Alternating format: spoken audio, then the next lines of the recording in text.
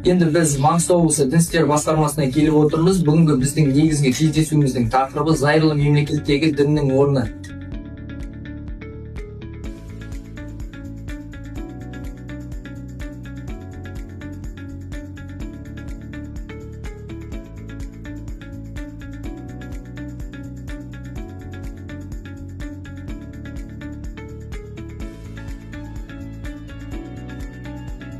Облысымыздағы Дін істері басқармасы ақпараттық талдау орталығының мамандығынан біздің негізгі жұмыс істейтін 3 бағытта жұмыс жасаймыз.